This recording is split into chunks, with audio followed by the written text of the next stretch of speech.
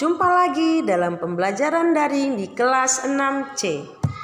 Anak Ibu, minggu lalu kita sudah belajar satu subtema, yaitu subtema 1. Dan minggu ini kita akan mempelajari subtema 2. Hari ini kita akan mulai pembelajaran 1. Sebelum kita masuk di pembelajaran 1 hari ini, masih ingatkah kalian cara perkembangbiakan pada tumbuhan?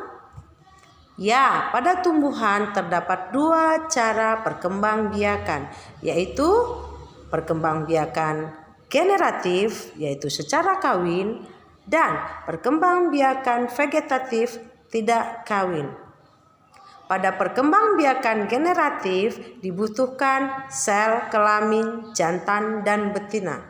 Ibu harap kalian masih ingat apa nama sel kelamin jantan dan betina pada tumbuhan. Selain pada perkembangbiakan tumbuhan, kita juga sudah mempelajari negara-negara di Asia Tenggara, di mana yang bergabung pada satu organisasi, yaitu ASEAN. Tugas minggu lalu sudah kita kumpul. Ibu harap kalian mengingat apa kepanjangan ASEAN dan apa saja negara-negara yang tergabung dalam organisasi ASEAN. Hari ini kita akan mulai pelajaran, yaitu tentang perkembangbiakan pada hewan, kehidupan ekonomi di setiap negara-negara di Asia Tenggara, terutama ASEAN, dan tentang ide pokok dari suatu bacaan. Baiklah anak ibu, pembelajaran hari ini yaitu IPA, IPS, dan Bahasa Indonesia.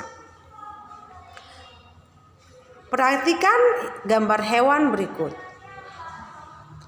Apakah manfaat dari hewan berikut?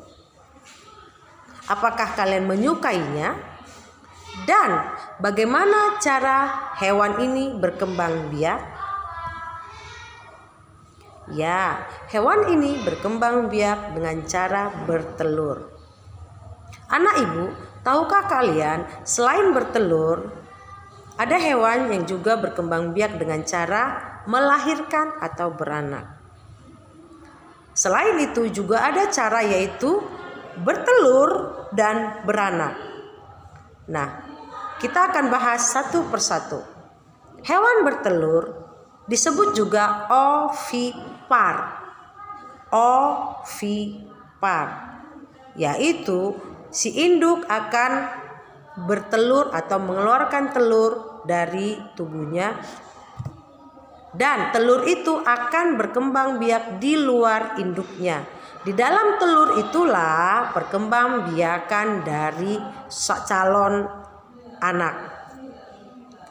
Kalau dia beranak, maka induknya akan melahirkan anaknya, dan anaknya akan dirawat, dibesarkan di luar kandungan ibunya. Lalu bagaimana dengan hewan yang bertelur dan juga beranak?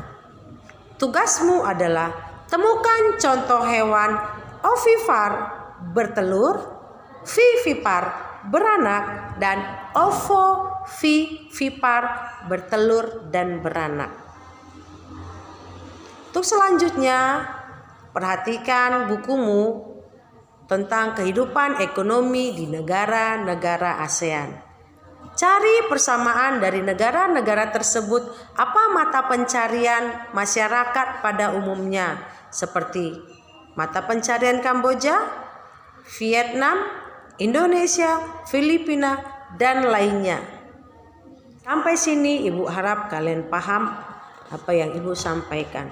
Kemudian tolong perhatikan baik-baik, ibu akan membacakan satu wacana yang terdiri atas 2 paragraf dengan berjudul bebek. Bebek adalah unggas yang hidup di darat tetapi menyukai perairan. Penduduk Indonesia banyak memanfaatkan daging dan telur bebek untuk kebutuhan sehari-hari. Paragraf kedua. Bulu bebek tidak pernah basah meskipun ia berenang dan menyelam. Hal ini karena bulunya memiliki kelenjar minyak.